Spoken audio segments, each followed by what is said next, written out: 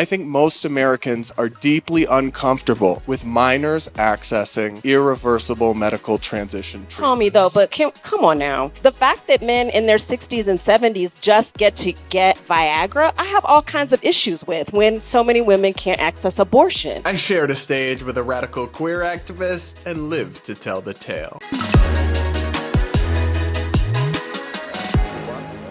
All right, guys, so up first, like I mentioned, we're going to recap a really interesting event I did out in Aspen, Colorado with the Aspen Institute and Gay Ski Week in Aspen, which was a panel about LGBT issues and politics, moderated by Jane Coaston of the New York Times and Crooked Media, who's a fair but definitely, I think, left-leaning in some ways, moderator and journalist, and then me and two other panelists, one of whom was a woman named Kiera Johnson, who is the president of the National LGBTQ Task Force, which is one of these kind of militant, left-wing LGBTQ activist organizations. And honestly, guys, it's pretty rare I get to interact with these people, so I was really excited about the opportunity. I went all the way out there. It was really lovely, and it ended up being a great experience. But we did have a couple of spicy exchanges I want to recap with you guys. The first interesting moment came when, inevitably, the topic of medically transitioning minors, what's kind of euphemistically referred to as gender-affirming care,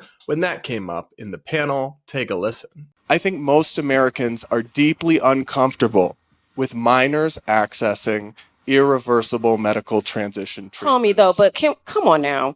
No, it's a very serious issue. No, it's not that I don't think it's serious. I'm saying when we talk about hyperbole, what was hyperbole? Well, what I'm saying is if you look, there is no data that is talking about a whole bunch of minors that are having irreversible therapy. Well, as a matter of fact. So this was a really interesting moment for me because as soon as I brought up the notion that medically transitioning minors is a bridge too far for many common sense people, including those who are not anti-gay or anti-trans, Kiera interrupted me, which, okay, I didn't interrupt her, but that's fine. It's a panel. There's back and forth. And pulled what's kind of an interesting rhetorical trick that LGBT types and activists often do, where they simultaneously argue that transitioning minors is super rare and basically never happens, and also that laws banning or restricting it are terrible and must be resisted at all costs, which the math there has never made sense to me. If somebody was trying to ban something that I thought was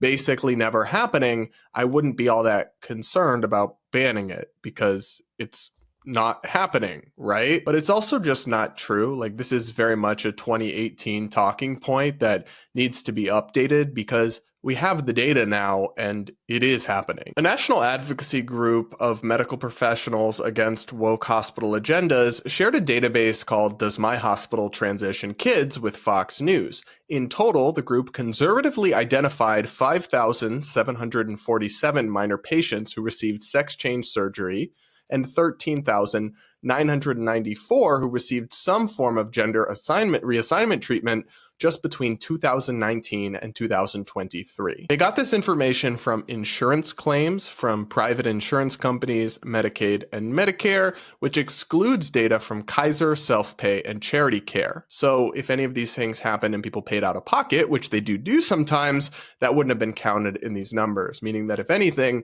they're probably underestimates. But nonetheless, thousands of minors got sex change surgeries and tens of thousands got puberty blockers and hormones, which in many cases have irreversible effects, from potential lifelong sterilization to lifelong issues with sexual functioning. So it is happening, and if you're denying that, you're just either not up to the data or not being intellectually honest. But guys, this next clip is where the debate got kind of spicy and interesting, to say the very least.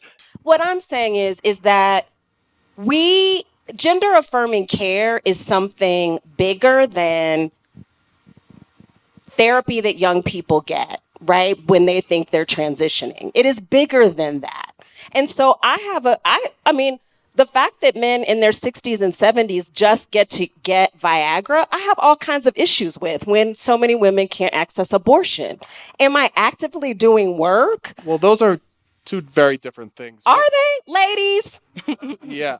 No. I'm not asking you. Okay. Can we stick on the gender affirming care issue for just a moment? Sure. So I'll just say this. It is an objective fact that thousands, you can look at insurance filings, thousands of minors, teenage natal females, have had double mastectomies. The New York Times reported some of them are as young as 12 or 13. I'm sorry, but Americans will never support a coalition that asserts that as a human right. My intense desire to agree to disagree. This is a- Absolutely. We'll continue this this is conversation a another time. Yes. So there was a lot there. I did not anticipate Viagra and abortion being thrown in there.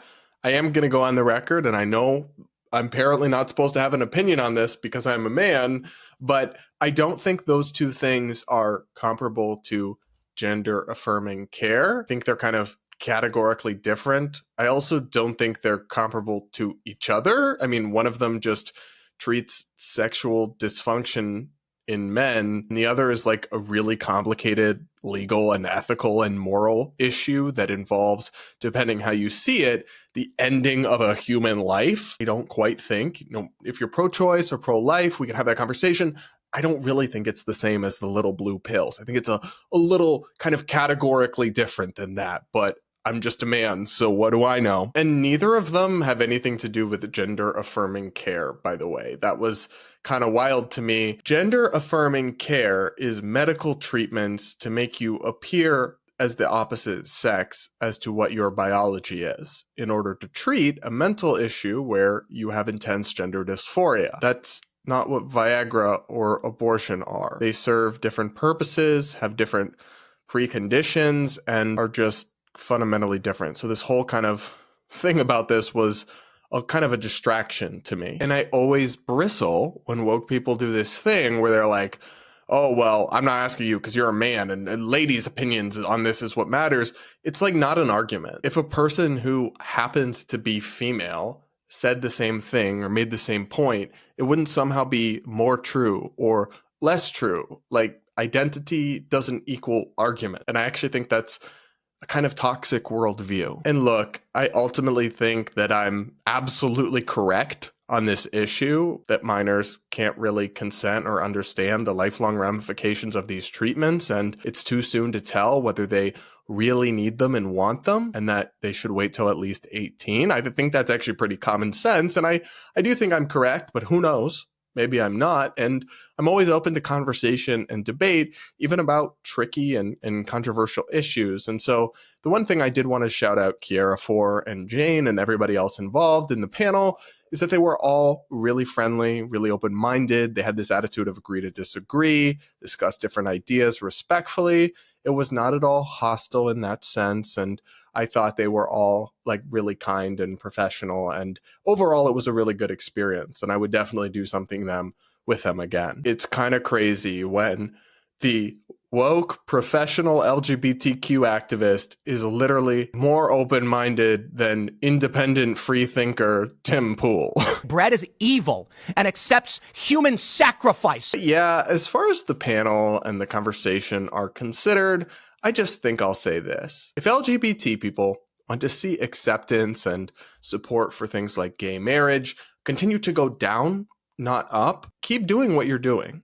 If that's your goal, you're doing amazing, honestly. If your goal is to actually see LGBT people enjoy dignity and acceptance and tolerance in this country, which is my goal, and I honestly do believe it's the goal of people like Kiara, I just think their methods are not working towards that goal, then what y'all are doing now is not working. It is far too radical, far too hostile, far too extreme and too isolating.